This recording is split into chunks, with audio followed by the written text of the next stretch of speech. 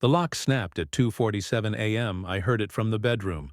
That distinctive crack of a bolt cutter through hardened steel. Then came the metallic screech of my garage door being forced open. The sound every homeowner dreads. The sound that makes your stomach drop and your hands go cold. I was already moving, pulling on jeans, my service weapon instinctively in hand. 23 years of muscle memory. But when I hit the hallway, I froze. Because standing in my driveway, illuminated by motion sensor floods, was HOA President Delilah Crane. 5'0" in designer heels and a cream blazer at 3 in the morning. Behind her, two men in generic security uniforms were wheeling my father's 1967 Shelby Mustang, my father's car, out of my garage. Stop. The word ripped from my throat. Delilah turned, smiled. That practiced, venomous smile I'd seen her use to destroy 3 other homeowners in the past 6 months. "Captain Morris Chen," she said, reading from a clipboard like we were at a garden party. "As per HOA covenant, Section 14, subsection C, unauthorized vehicle storage constitutes a violation subject to immediate remediation. This vehicle is being impounded for non-compliance. That's my garage, my property. You just committed breaking and entering. Actually," she tapped the clipboard with one manicured nail, "as HOA president, I have the authority to enforce community standards. You signed the covenant when you purchased. You'll find everything in order." Behind me, I heard footsteps. My daughter, Emma, 16 years old, still wearing her dad's old police academy shirt she slept in every night since the funeral. "Dad?" Her voice cracked. "That's Grandpa's car. That's—" She saw them loading it onto the flatbed, saw Delilah's smile. "No!" Emma ran past me, but the flatbed was already moving. She stood in the driveway in her bare feet, watching her grandfather's legacy. The car we'd promised to restore together. The car that smelled like motor oil and his cologne, the last tangible piece of him, disappear around the corner. When she turned back, tears streaming down her face, something in me went absolutely arctic. "You'll receive an invoice for storage fees within 5 business days, Delilah said, "plus the standard violation fine. $12,000 should cover it." She paused at her Mercedes. "Oh, and Captain Chen, I'd advise paying promptly. We have a very efficient foreclosure process." She drove away. Her security goons drove away. And I stood there with my sobbing daughter in an empty driveway, looking at my violated garage, the destroyed lock, the violated sanctity of our home. But here's what Delilah Crane didn't know. I'm not just Captain Morris Chen, 23-year veteran of the police force.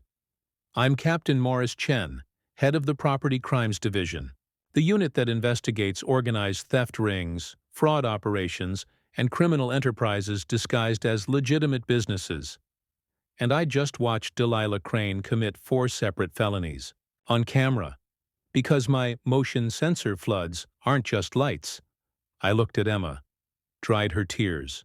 "We're getting Grandpa's car back. How?" "Because sometimes the sweetest revenge is letting criminals dig their own graves. And baby," she just grabbed the shovel. "Now I need you to do something for me. If someone broke into your home and stole your most precious possession right in front of your family, what would you do? Tell me in the comments where you're watching from and how you'd handle Delilah Crane. Because this story gets insane." Part 2. The Backstory and Inciting Incident. 1 say, 3 so. Let me back up 6 months. My father died in February. Massive heart attack while building a birdhouse in his workshop. He was 68, healthy, vibrant, planning to teach. Emma woodworking that summer. Gone in 90 seconds. My wife Sarah and I decided to move to Willow Creek Estates, a luxury planned community with tree-lined streets and a reputation for good schools. Emma needed stability. I needed space to breathe, to grieve, to figure out how to be a single dad after Sarah's accident 3 years prior left me raising our daughter alone.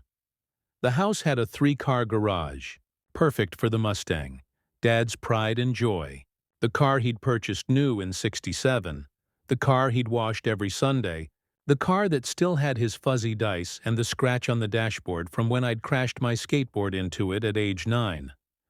Emma and I made a pact. Every Saturday morning we'd work on restoring it. Together. It was healing. That garage became our sanctuary. The smell of motor oil and old leather.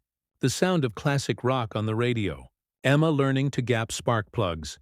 Me teaching her everything Dad taught me. We'd been there exactly 43 days when Delilah showed up. She arrived in a golf cart, white with gold trim, vanity plate reading, Preze.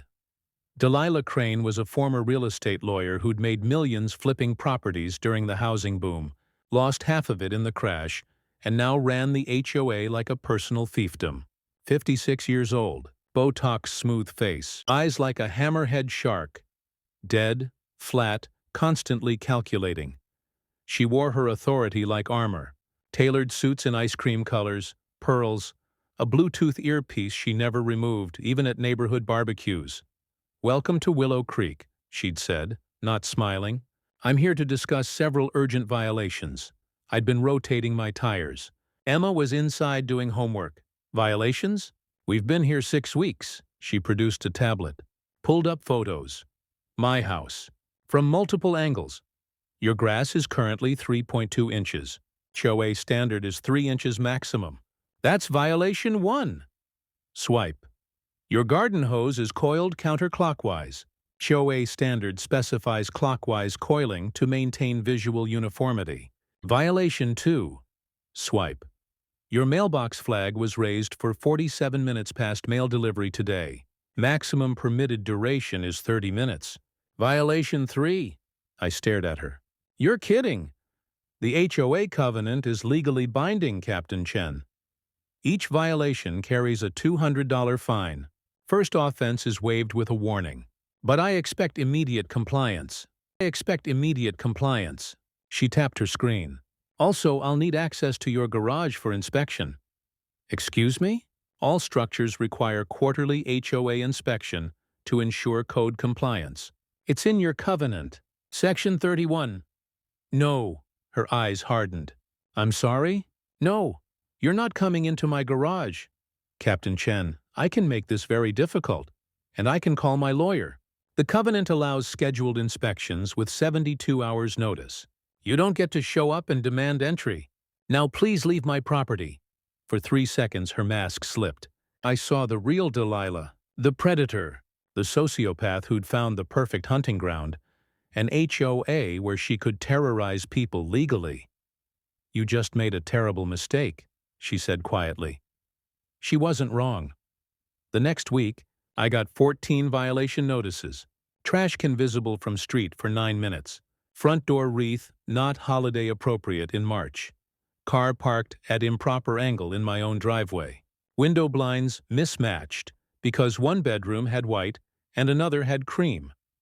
Total fines, $3,800. I called an attorney. He laughed. HOAs are nearly impossible to fight. They have more legal power than you'd believe. Pay the fines. Fix the violations. Don't make waves. But I'm a cop. I don't ignore criminal behavior. So I started digging. Part 3. The Investigation and Escalation. 3 Tau 6. The first thing I did was pull the HOA financial records. Public information in our state. What I found made my blood run cold. Willow Creek Estates had 342 homes. Annual HOA fees averaged $2,400 per household. That's $800 in revenue yearly. The budget showed appropriate expenses. Landscaping, community pool, street maintenance. But when I cross-referenced the vendor contracts, nothing matched. The landscaping company that supposedly received $180,000 annually registered to a P.O. box. No business license, no employees. The address was a mailboxes, etc. in the next county. The pool maintenance company? Same story. Shell Corporation. Delilah's nephew was listed as the registered agent. The security service charging $4,000 monthly. Another fake company. This one traced back to Delilah's ex-husband. She wasn't just running an HOA, she was running a money laundering operation disguised as community management. But it got worse. I found records of 17 foreclosures in the past 5 years. Homeowners who'd fallen behind on fines. Delilah's companies had purchased every single property at auction, flipped them, and pocketed the profit. She'd refined violation notices into a science. Impossible standards, subjective interpretations, escalating fines. She'd target one homeowner at a time, bury them in fees, then force foreclosure when they couldn't pay. It was systematic, calculated, evil. I needed an ally. I found one in Mrs. Huang. She lived 3 houses down, 74 years old, immaculate garden, always waving from her porch. I'd helped her carry groceries once. She'd insisted I come in for tea and homemade dumplings. "You're investigating Delilah," she said when I showed up at her door with my findings. Not a question, a statement. "How did you—" "Because you're the first person in 5 years with the backbone to do it." She ushered me inside, closed the curtains. "I'm Margaret Huang, retired federal prosecutor. 32 years, specialized in RICO cases." My jaw dropped. "Delilah doesn't know my background," Margaret continued. "I keep a low profile, but I've been documenting everything. Come with me." Her spare bedroom was converted into a command center, whiteboard covered in timelines, bankers' boxes filled with printed emails, a laptop showing spreadsheets that would make an FBI forensic accountant weep with joy. "Holy hell," I whispered. "I've been building this case for 3 years," Margaret said. "But I needed someone with active law enforcement connections, someone she'd target, someone who'd fight back." "Why'd you wait so long?" "Because I needed her confident, sloppy. These types of criminals, they're careful at first. But success breeds arrogance." She pulled out a file. "Delilah's gotten bolder. Fake violations, forged covenant amendments. She even filed fraudulent liens against properties to block sales. I have everything except—" "Except what?" "Proof she's directly involved. Everything traces to shell companies and associates. A good defense attorney could claim she's just incompetent, not criminal. I need her on camera, committing a clear, indisputable felony." I looked at the Mustang photos on her board. She'd been tracking Delilah's interest in my garage. "She wants your father's car," Margaret said. "Classic Shelby Mustang, worth $150,000 minimum at auction. She's already filed internal HOA documents claiming it's abandoned property. She's planning to seize it." "Let her," I said. Margaret smiled. "That's what I was hoping you'd say." Over the next month, Delilah escalated right on schedule. I got 31 violation notices. Ridiculous things. My daughter's bike in the driveway for 12 minutes. A package on the porch for 6 hours. My kitchen light on past 11 p.m., creating light pollution. The fines hit $12,000. Then $18,000 when I didn't pay within the arbitrary 10-day window. Then came the letter. "Dear Captain Chen, due to chronic noncompliance and accumulating violations, the HOA board has voted to authorize direct remediation of your property. Specifically, the unauthorized vehicle stored in your garage must be removed and impounded until all fees are satisfied. Failure to comply will result in foreclosure proceedings." It was signed by all 5 board members. Except I'd met those board members. Retired couple, young family, a widow, nice people who'd been steamrolled by Delilah, so I called them. None of them had signed anything. None of them knew about any vote. Delilah had forged their signatures, fabricated board meeting minutes, created an entirely fictional paper trail. That's when I called Detective Sarah Reyes from our department's fraud division, then Agent Marcus Webb from the FBI's white-collar crimes unit. "How solid is your evidence?" Webb asked. "Margaret Huang's been documenting for 3 years. Everything's admissible. And we're about to get Delilah on camera committing breaking and entering, theft, and fraud." "How?" "By giving her exactly what she wants. I installed security cameras, hidden ones, high definition with night vision, covering every angle of my garage, driveway, and street. Then I waited. Emma noticed I wasn't worried about the threats anymore. "Dad, what if they really do take Grandpa's car?" Then they're going to prison, sweetheart. You sound like you want them to steal it. I do. She studied my face. She's smart. Too smart. You're setting a trap. I'm documenting a crime. That's the same thing. Yes, it is. She grinned. Exactly like her grandfather used to grin when he was about to win an argument. Can I watch when you arrest her? Front row seat. Part 4. The Trap and Climactic Confrontation. 8. The night Delilah broke into my garage, I was ready. The cameras captured everything. The van pulling up. The 2 security contractors, actually day laborers Delilah had hired off Craigslist. The bolt cutters. Delilah herself, directing the operation like a conductor. Breaking and entering. Grand theft auto, conspiracy, forgery, all on crystal clear 4K video. But I didn't just want Delilah. I wanted the entire network, so I let them take the car. They impounded it at Willow Creek Storage, another shell company, a warehouse unit Delilah rented under a fake business name. I filed a police report, theft of motor vehicle. But I filed it with Detective Reyes, who was already working with FBI agent Webb. Meanwhile, Margaret dropped a bomb. She'd found the other victims, 17 families who'd lost their homes. We tracked them down, interviewed them. Every single one had the same story. Impossible violations, forged documents, liens appearing on their titles without warning, foreclosures pushed through in weeks instead of months. 1 family had lost a home they'd owned for 23 years over $4,200 in HOA fines. Another had been forced out 3 days before Christmas.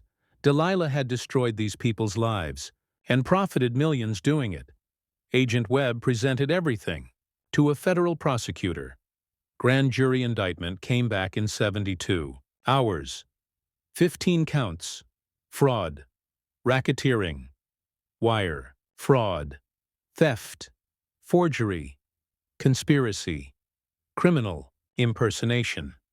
But we didn't serve the warrant immediately because Delilah sent me her final demand letter. Captain Chen, your account is now delinquent by $20,600. As per Covenant Section 47, the HOA is initiating foreclosure proceedings on your property. You have 72 hours to vacate the premises. All personal property will be seized and sold at auction to satisfy the debt. Foreclosure. In 3 days, I called Margaret. Is this legal? Absolutely not. But she's done it before. She files fraudulent foreclosure papers, intimidates the homeowner into leaving, then takes possession and sells. By the time anyone challenges it, she's already offloaded the property. Then we end this now, Webb agreed. We'll execute the warrant when she comes to seize your house. Day 73. 10 a.m. Delilah arrived with an army. 2 sheriff's deputies, real ones who'd been fed false information about a legitimate foreclosure. A locksmith, a moving truck, 3 more contractors, a real estate agent with a photographer, already staging my house for sale. Emma and I stood in the driveway. She was holding my hand so tight I could feel her pulse. Delilah stepped out of her Mercedes. She was wearing white, head to toe, like she was attending a yacht party. Captain Chen, the property is now under HOA control. You need to leave. This is illegal, I said, loud enough for the body camera I was wearing. You don't have a legal foreclosure order. You don't have court approval. This is theft. I have every legal document. You have forgeries. And I have proof. Her face twitched. First sign of real fear. That's when 6 unmarked cars pulled up. Detective Reyes, Agent Webb, 4 more FBI agents, 2 assistant U.S. attorneys. Webb walked straight to Delilah. Delilah Crane, you're under arrest for racketeering, fraud, grand theft. This is harassment. Delilah shrieked. I'm an HOA president. I'm authorized. You're authorized to shut up, Reyes said, cuffing her. You have the right to remain silent. I strongly suggest you use it. The real sheriff's deputies looked confused. The locksmith dropped his tools. The contractors backed away. One of the assistant attorneys addressed them. If anyone here was hired by Ms. Crane for today's activities, stay put. You're witnesses. If you were knowingly involved in the fraudulent scheme, You're about to be charged." The locksmith and contractors stayed. They'd been duped, but the real estate agent ran. She made it 6 feet before an FBI agent tackled her into my petunias. "Conspiracy," Webb said cheerfully. "Gotta love it." They arrested Delilah in my driveway. The whole neighborhood came out. People I'd never met. Families who'd been terrorized for years. Margaret appeared with her boxes of evidence. "I think you'll need these, Agent Webb." He looked at her documentation. Whistled. "Ma'am, with all due respect, you should have been working for us." I was. 32 years. Now I'm retired and solving crimes for fun. They perp-walked Delilah to the FBI car. She was screaming, threatening lawsuits, threatening me. Emma squeezed my hand. "We got her, Dad." We got her. One of the FBI agents approached. "Captain Chen, we located your vehicle. It's being transported from the storage unit now. Should arrive in about an hour." "Thank you." "Also, we've frozen all of Ms. Crane's accounts and seized her properties. The 17 families who lost their homes?